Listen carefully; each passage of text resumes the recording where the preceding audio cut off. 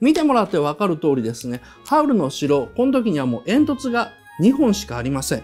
で、実際のですね、ハウルの城っていうのはこちらにある模型通り、煙突の数がすごく多いんですね。ここから見てわかるだけでも6本あります。横から見ると普通に家が見えちゃう。ここがですね、ハウルがいつも入っている風呂というかトイレがあるですね、浴室。ここには、綺麗なバルコニーがついてますですね。耳があることなんですよ。実はハウルの城っていうのは巨大な頭なんですよ。それも宮崎駿の頭なんです。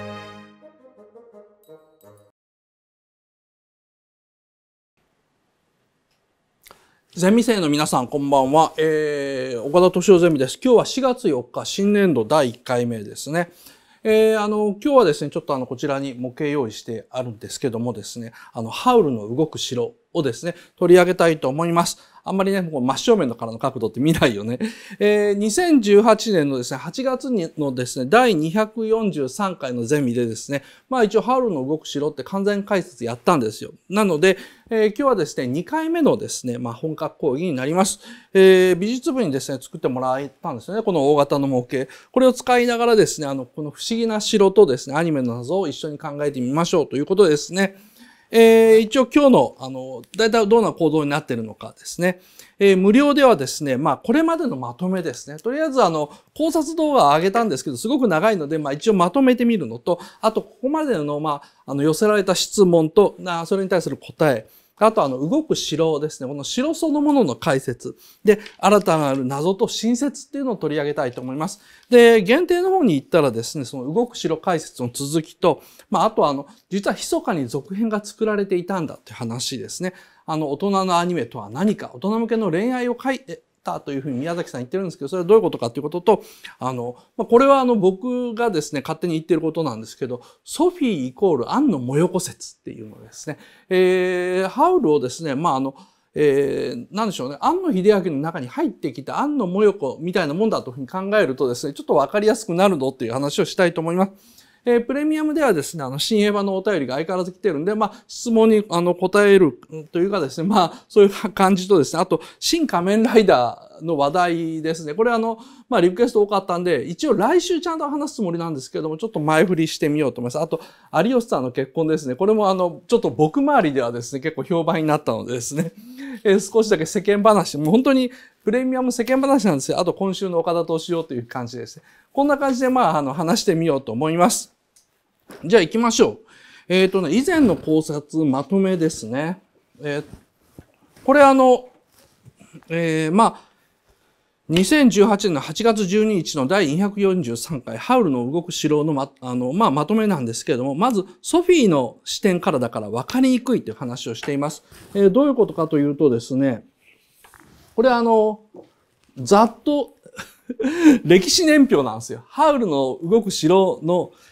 お話が始まるまでにどんなことがあったのかっていうことと、ちょっと見えにくくなってるね。で、お話の後どんなことがあったのかっていうのをまとめてみたんですけども、まあ、詳しくは前回の完全解説を見てください。で、ポイントはですね、この二つ目ですね、魔法の体系化というのをですね、ハウルのおじさんがやってた。で、それによってですね、暗殺された。で、隣の国との緊張が高まった。で、5番目ですね、赤い字ですね、ハウルが逃亡して、で、その逃亡の時の、まあ、脱走劇に、サリマン先生は大怪我をした。で、8番目ですね、ハウル荒地の魔女を誘惑して、その後、まあ、逃げた。9番目、サリマンですね、隣の国の王子をかかしにしてしまう。いわゆる、サラエボ、事件のようなものが起こって、これが戦争のきっかけになったと。で、この歴史全体をソフィーの視点で見てるだけだから、まあ、わかりにくいって話をですね、前の動画でしました。で、次ですね。あとですね、まとめですね。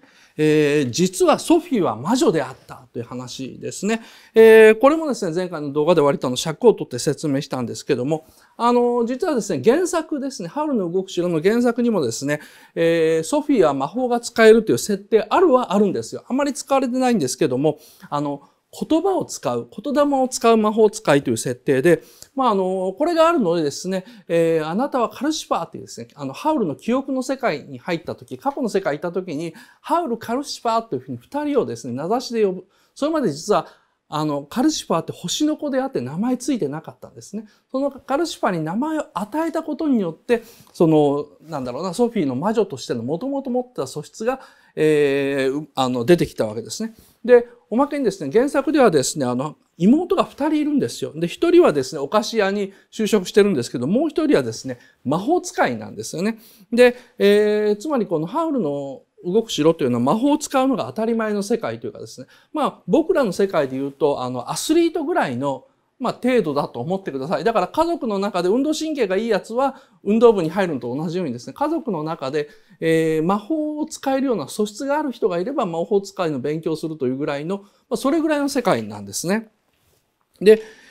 ソフィーはですね、さっきも言ったようにハウルの子供時代に飛んで、そこでカルシファーとの契約に、関与してしまうんですね。それが、ここです。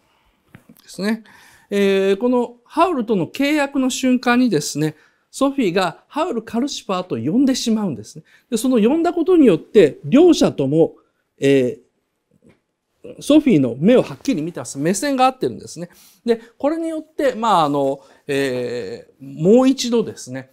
私必ず帰ってくる、あなたに会いに来るっていうふうに言うことで、実は後にハウルは街の中でですね、ソフィーを見つけて寄ってきた。ハウルもですね、知らないうちに実は運命に引き寄せられたというよりは、実は大昔にかけられたソフィーの魔法で、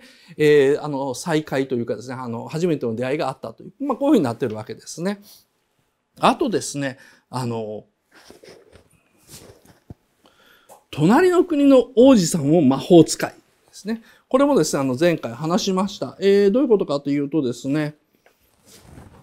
これ隣の国の王子様、かかし頭の、株頭のかかしだと思ってたんですけども、その彼がですね、ソフィーに渡したのが鳥のステッキなんですね。鳥の頭がついてるステッキで、これなんでかっていうとですね、ハ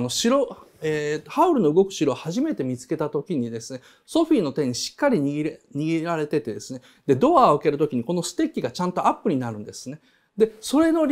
理由でドアが開くんですよ。っていうのは、本当は誰も入ってこれないはずで、カルシファーがですね、見張っていたはずなんですけどもですね、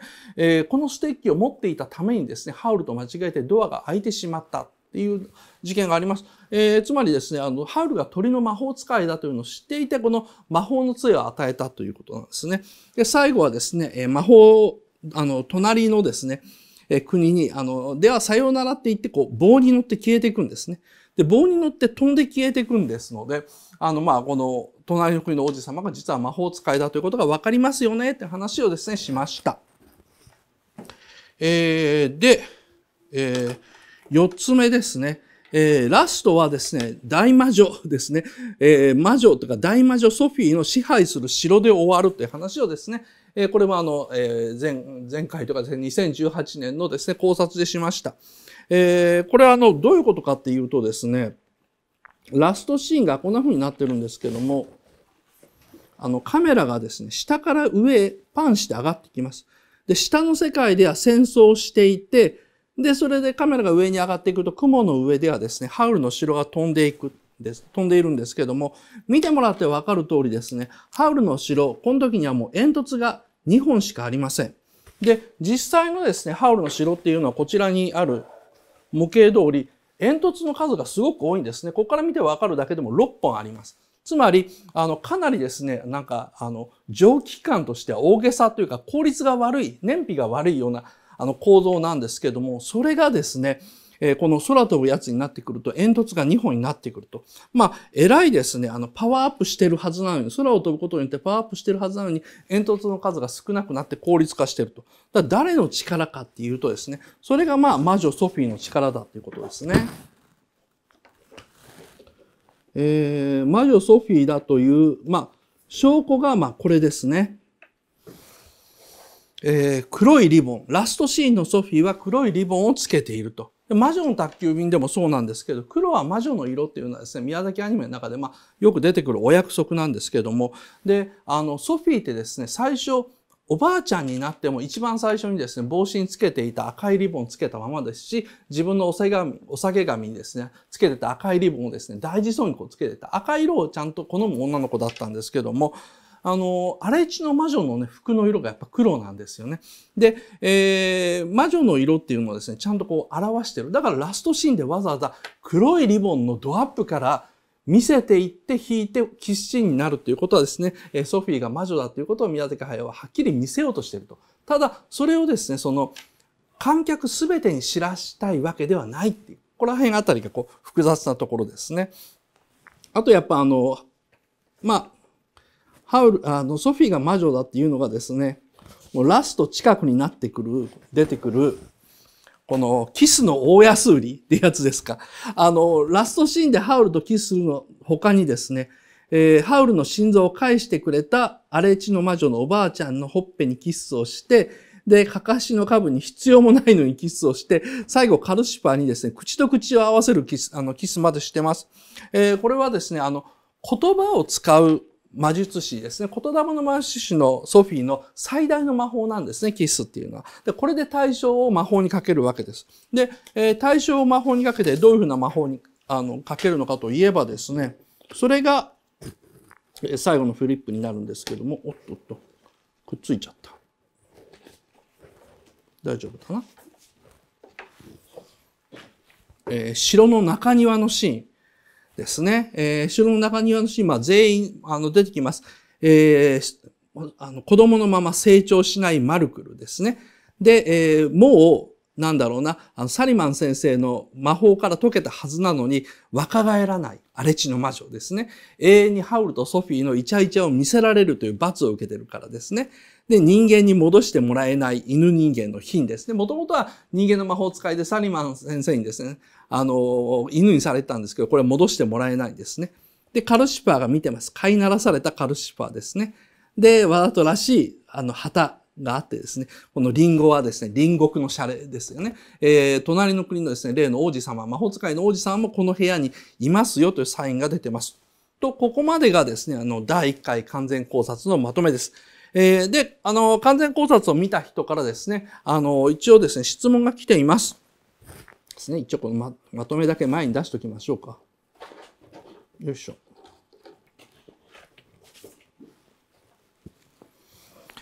YouTube のコメント、スちゃんさんですね。ソフィーはもともと魔女だったのですか？それとも普通の女の子がハウルたちと関わっていく中で魔女にさせられた？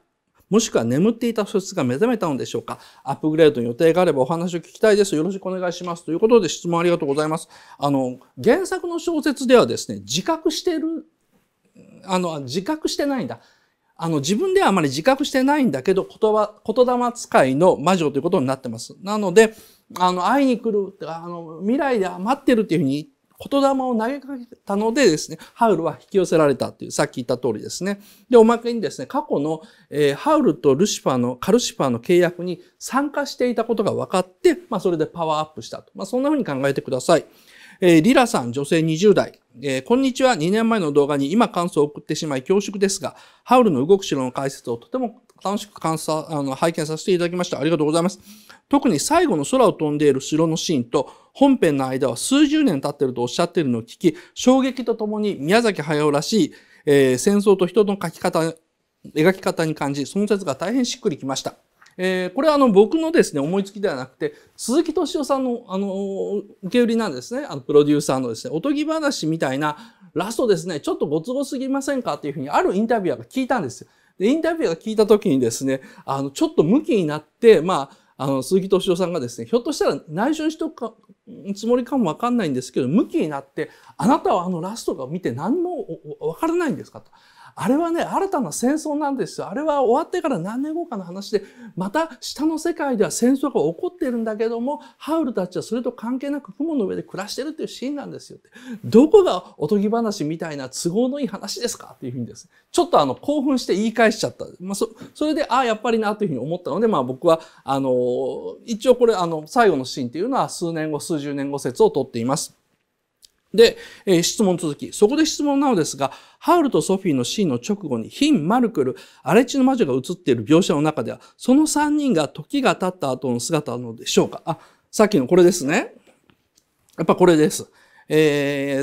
品は外見の変化が大してないにもとしても、荒地の魔女は作中でもう魔力ないと言われています。また、マルクルは魔法使いなので見た目を保つことは可能かもしれません。映画の性格を見るとずっと子供にいたいというタイプには見えないので、あのシーンはそこまで本編から時間が経っていないように見えてしまいます。いきなりマルクルが大人になっていたら困惑されるからなのでしょうか。意見を聞かせてくださいと。これはさっき話した通りですね、マルクルとかハウルの時間を止めたからなんですね。ハウルもともとですね、荒地の魔女と、ほぼ同い年というか、そんなに年齢変わらないんですよ。だから、ハウルの本当の姿はおじいちゃんに近いんですね。で、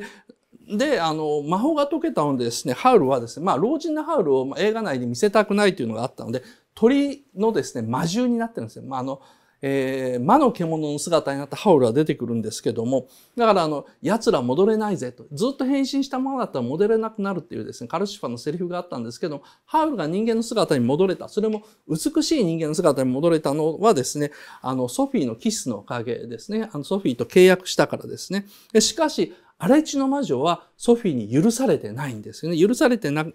て、ずっとソフィーの幸福な姿を見続けなければいけない。近くにいて見なければいけないというですね、永遠の罰を与えているというわけです。心を失ったままで、美しい女をですね、次々と誘惑する男というのがいたと。それがもうハウルの話ですね。で、村の娘の心を奪っていたと。しかし、その美しい男もですね、ある女に心を奪われて、その女は魔女になりですね、彼に、永遠に彼の家の主になってしまったというですね、割とすごい話なんですよね。YouTube のコメント、千代麦さんです。魔法使いいっぱいいたんですね。だからラストシーンの飛んでいるハウルの城のリンゴの旗は、リンゴイコール魔法使いで、5人の魔法使いいるから攻撃してくんなよっていう意味だったんですね。いや、これね、僕も気がつかなかったんですね。麦茶さん。5つのリンゴっていうのは確かにね、ここに、この世界の中に5人の魔法使いがいるんで、そういうふうな意味にも取れますよね。なかなかいい指摘だと思います。素晴らしいですね。以上ですね、ハウルの動く城のですね、第1回講義のまとめとですね、お便りの答えでした。お便りありがとうございます。このゼミではですね、皆さんの質問やお便りを募集しています。お便りフォーム欄にですね、記入してですね、どんどんお便り感想、あと質問を送ってください。採用者にはですね、このステッカーですね、4月のステッカーですね、4月からですね、ジブリっぽいステッカーですね、説教じじいとホタルじじいというですね、なんかちょっとジブリっぽいですね、ステッカーになりました。続いてはですね、ハウルの動く城ですね、この模型を使ったですね、城そのものの考察に入ろうと思います。コメントが欲しくないとか言われた。かもね。よいしょ。じゃあちょっとお茶を飲んで。やっぱここまでで15分ぐらいかかるね。30分でテキパキと無料終わって限定も30分でっていうふうに考えてるんですけども、いけるかな。じゃあ行ってみましょうか。よいしょ。お茶をこっちに置けばいいのかな、今は。ちょっとね、怖いからゆっくり動かすね。これ、所詮は紙なんですよ。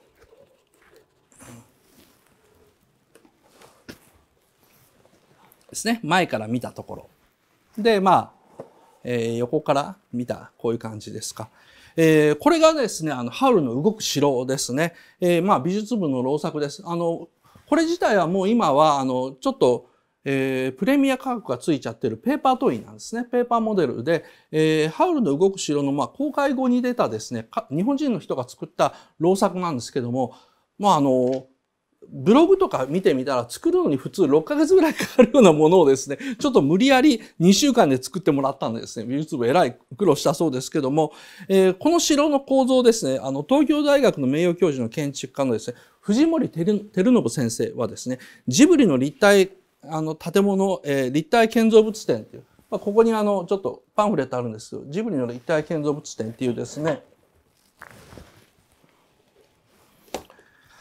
イベントのパンフレットの中でですね、こういうふうに言ってます。この足は鉄でできてるんだけども、鉄はですね、鉄単結晶でですね、足を作ればちゃんと自立すると。宮崎駿の建物は、実は素材にお金を惜しまなければですね、現実化可能なものばかりだっていうふうにですね、語ってられます。そういうふうなですね、藤森先生はですね、その他にこの、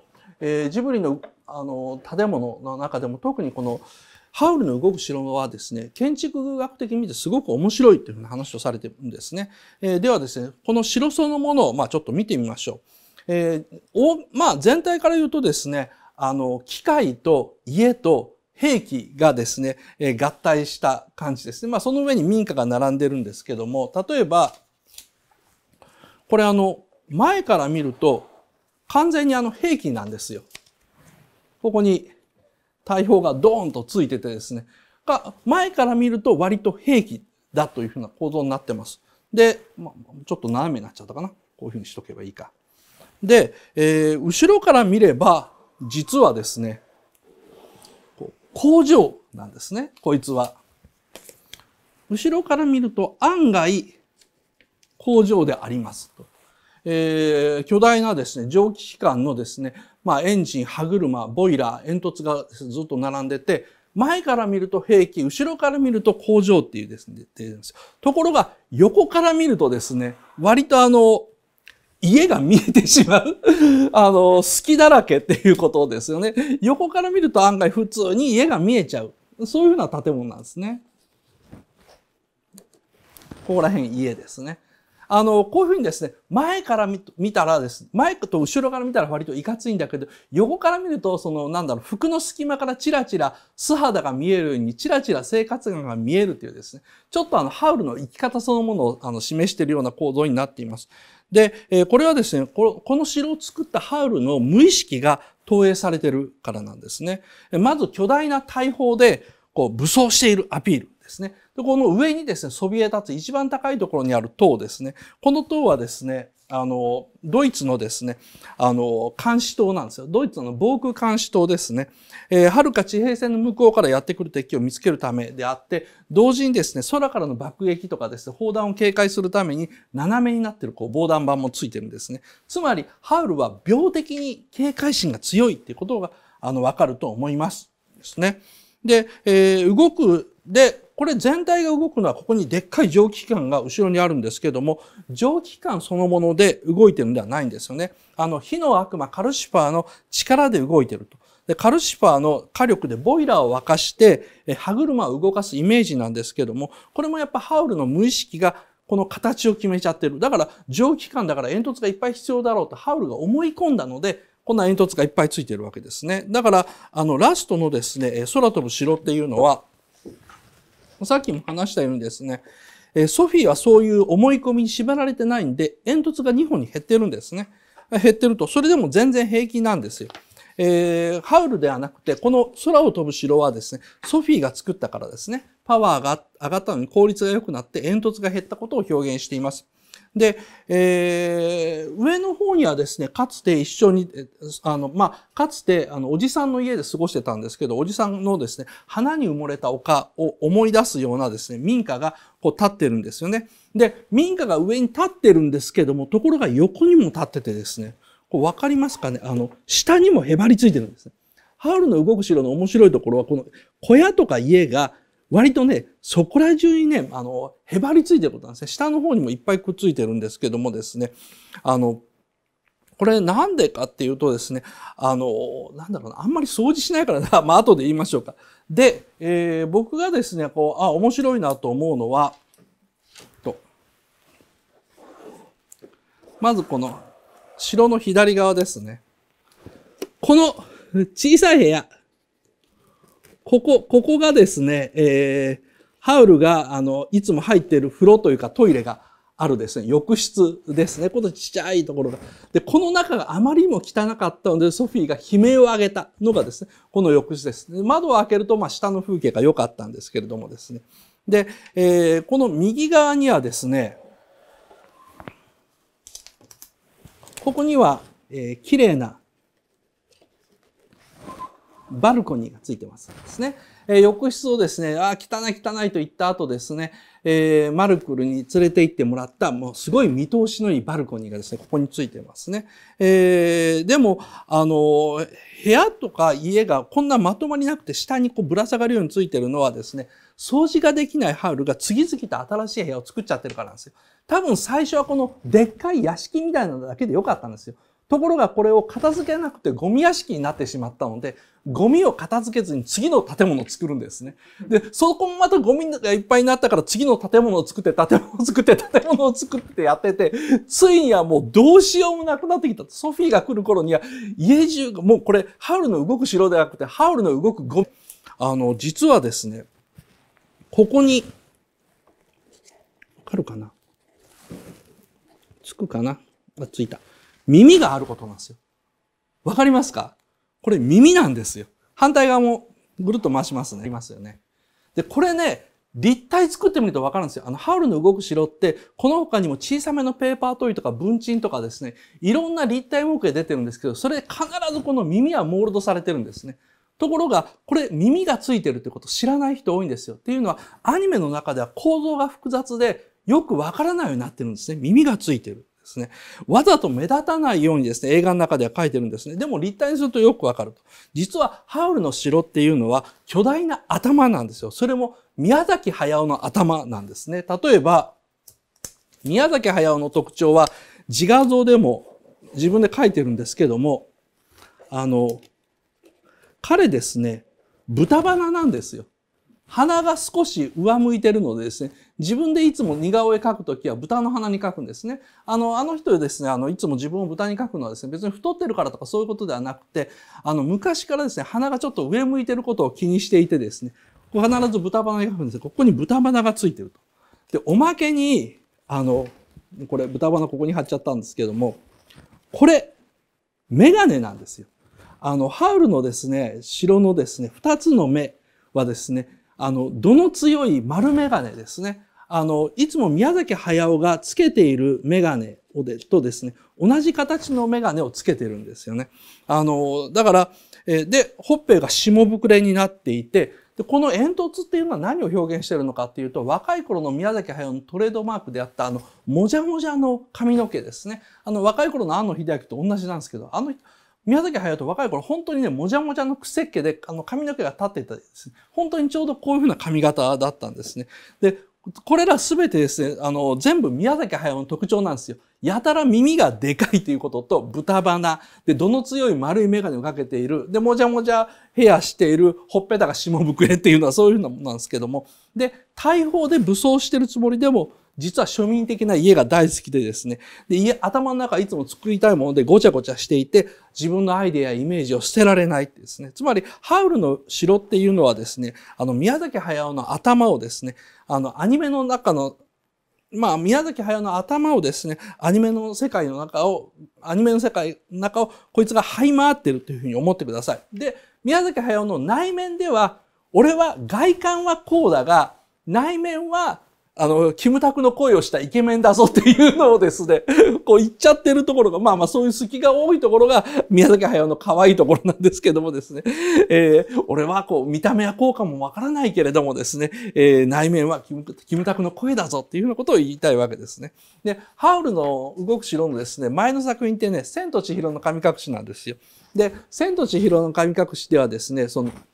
油屋、湯屋っていうですね、巨大な建物が出てくるんですけど、今回それが動く城になったわけですね。で、どっちもですね、痛いけな少女が闇の世界に取り込まれるっていうですね、構造自体は同じなんですよ。構造自体は同じで、その中で働き者として働いて中で認められるっていうですね、実は宮崎駿のこの千と千尋と、あとなんかハウルっていうのは同じ話をですね、ちょっと違う語り口でずらしてるんですね。で、千と千尋はですね、自分の仕事場に入ってくる少女ということで、ジブリの中に入ってくる新人アニメーターとかそういうふうなものをこう表してるんですけども、ハウルはですね、駿の心の中に入ってきてしまう女の子っていうのを書いているわけですね。そういうふうに考えると、この動く城っていうのはですね、建築物としてだけではなくて、宮崎駿そのものを頭の中としてもですね、観察できるところがすごく面白いオブジェだと思います。で、ソフィーがですね、カルシファーを取り出したせいで、後半ですね、映画の後半ですね、城は魔力を失って一気にガラガラガラっと崩壊するんですね。で、崩壊したらですね、こんな風にですね、砲台が一つだけのですね、城になります。最後にですね、砲台一つだけに足がついたようなですね、そういう風な城になっちゃうんですけども、その時に、崩れる時にわかる衝撃の事実なんですけども、僕もこの崩れるシーンを見て、あーって思ったんですけども、これ上がそのシーンです。カルシファーを取り出したおかげで、崩れちまうって言って、城がガラガラガラと崩れて、ここにある大砲がゴローンと下に落ちるんですね。で、この下の絵はですね、そのアップです。ゴローンと落ちたら、その大砲、砲台の内側が見えて、そこにはですね、大砲と思ったらただ単に鉄の筒ですね。パイプがついてるだけだったんですね。実はですね、その砲台の中身はガランドだったんですよ。大砲ついてるように見えて、ただ単に鉄の砲台っぽいものにパイプがついてるだけだった。フェイクだったんですね。で、一つだけ、この残った砲台が割れるシーンですね。さらにこの砲台が割れるシーンではですね、砲台が割れると、バカッと中から木造の建物が見えて、その中でソフィーとかおばあちゃんとかマルクルがいるんですね。つまり中に木造のリビングがあるんですよ。だから大砲って武器に見えて、実はですね、リビングだったと、それも使ってないかまどまであったんですよね。だから、家っていうのは何なのかっていうと、家族を守る城なんですけども、でも中は所詮木造だという宮崎駿の無意識ですね。使い物にならない大砲で周りを威嚇するだけだと。それはなんかその言葉は喧嘩越しなんだけども、中身は案外軟弱な宮崎駿という人間そのものなんですね。例えば宮崎駿は、CG で作ったですね、クリーチャーの動きとか見せられると、こんなものはダメだと、こんなものを書いてると人間はダメになるっていうふうに言って激しく攻撃しますし、あと iPad を使ってる人たちを見たら、なんであれは電車の中で板なんか触りやがって、あんなものやってるから人間はダメになるんだっていうふうに言うんですけども、そういう攻撃的な発言も全て自分の中の弱い部分を守るためだったっていうのがですね、はっきりと自分でカミングアウトしちゃってるんですね。割とだからね、宮崎駿ね、正直に自分をさらけ出してるんですよ。自分の、だってなかなかできませんよ。自分の顔と全く同じ、巨大な頭の城を出してきて、その中にイケメンが住んでて、キムタクの声で喋って、で、割とね、なんか内容的には、中身的にはクズな発言を繰り返すっていうのはね、なかなかできないですよ。そうだ、ソフィー、怖いサリマン先生のところ行ってくれよ。僕は怖いから行けないっていうの、あれなかなか言えないセリフなんですよね。自分の本当に、投影したものっていうの。その辺をですね、ちゃんとさらけ出している作品だと思います。で、こんなですね、ハウルの動く城ですけども、宮崎駿自身はですね、大人も見れる恋愛映画というふうに言ってるんですね。大人が見たらほろ苦い話を作りたいと。若い人が見たら夢があるんですけど、大人が見るとほろ苦い話を作りたいと言ってるんですね。で、どういう意味かっていうと、ソフィーから見たですね、ハウルの動く城っていうのは、ソフィーから見たらどんな話なのかっていうと、ダメ男のイケメン魔法使いを救ってあげた話だと。で、二人は永遠に幸せに暮らしましたというお話なんですね。映画を見てると、普通に見てるとそう見えるし、金曜ロードショーで見た人もほとんどそう思ってると思うんですけど、ちゃんと若い女性観客を意識したですね、恋愛映画として作られてるんですよ。ダメ男のイケメン魔法使いを、女の子が一生懸命愛の力で救ってあげて、二人は永遠に幸せになったっていう。しかしですね、中年の男性とかですね、中年の女性から見ると、この映画まるっきり違うんですよね。特定の相手を決めずに遊び回っていたクズ男のハウルはですね、なんでこんな城を作ったのかというと、怖い女から逃げるためだった。この城はほとんどまじないでいっぱいで、何かというと、荒れ地の魔女から逃げるためのまじないで、ハウルの寝室はもういっぱいになってるんですね。だから昔遊びのつもりで手を出した怖いストーカー女から逃げて、俺をこれ以上構うなって言うためにこんなに武装とかをいっぱいつけてるわけですよね。で、そんなですね、ハウルだったんですけども、しかし裏口からですね、なんかまるでお尻の穴みたいな裏口からですね、こっそり入ってきた押しかけ女房ですね。ソフィーからは永遠に逃げられなくなりましたというですね。ほろ苦い話なんですけど、家に来ていきなり掃除をするものを一番気をつけろって鉄則みたいなものがですね、大人の男しかわからない鉄則みたいなもんですけどね。大人の女もわかりますよね。家に来ていきなり掃除するのは一番やばい女だとかですね、合コンでいきなりサラダを取り分けるような女は気をつけろって言うんですけど、男は、なんで気が利くからいいじゃん、女らしいじゃんって言うんですけど、違うとか、男の前でサラダを取り分ける女には気をつけろって女の人は言うんですけど、そんな真実は僕たちは分かりたくもないのでですね、そうですか、そうですか、聞き流しちゃうんだけど、そういう映画なんですよ。だから、千と千尋からのですね、進化ですよね。痛いけな少女が闇の世界に取り込まれるという構造自体は同じなんですけども、同じなんですけども、その痛いけな少女もたくましくなって、最後はハウルを垂らし込んで、ハウル以上の魔女になるっていうですね、このラストが違うんですよね。男女の恋愛観の差というかですね、年齢による老人と若者の恋愛観の差ですか、その差そのものがエンターテインメントになっていると。そこで僕は割と今回ハウルの動く城を見て気になったのが、ソフィーってなんか新エヴァのマリみたいというかですね、庵野もよこみたいだっていう、庵野もよこ夫人みたいだというふうなことがちょっと気になったんですけども、もう30分経ったのでですね、今日の無料講義ここまでです。限定ではですね、この思いつきをさらに詰めて、なんで宮崎駿はその庵野秀明を評価するようになったのかですね、この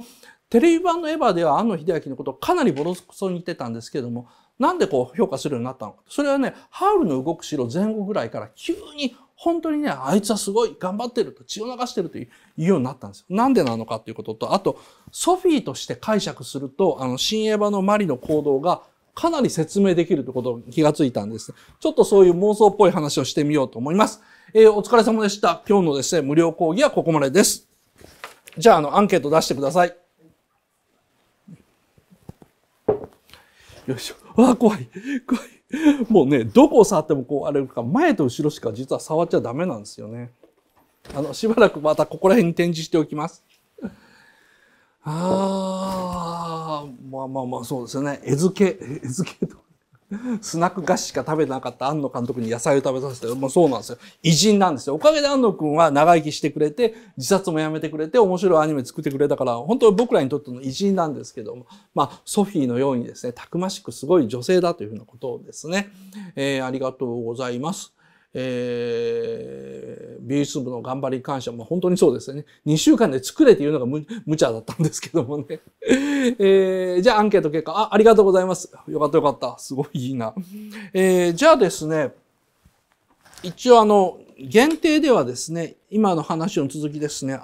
動く城について、ちょっとまだまだ話があるっていうことと、あと密かに作られていた続編の話ですね。大人のアニメとは何かっていうですね、このアニメーション、大人向けの恋愛ドラマをどういうふうに作ったのかという話と、あと、ソフィー・アンのもよこ説っていうのを話そうと思います。プレミアムの方ではですね、今週の岡田敏夫を中心とした雑談をしますので、あまり気にしないでください。次回ですね、4月11日はサイコパスの人生相談、月に1回の人生相談やりますので、どんどんお便りフォームから相談をお待ちしております。採用者にはですね、4月はですね、このジブリ特集ということで、ジブリの監督に見えなくもないですね、偶然見えなくもないですね、ステッカー2枚セットですね、ここハサミで切って使ってください。それでは限定の方に切り替えてください。岡田敏夫の YouTube を見てくれてありがとうございます。毎晩ですね、だいたい夜の7時ぐらいに新作動画を配信していますので、ぜひぜひチャンネル登録よろしくお願いします。ではではよろしく。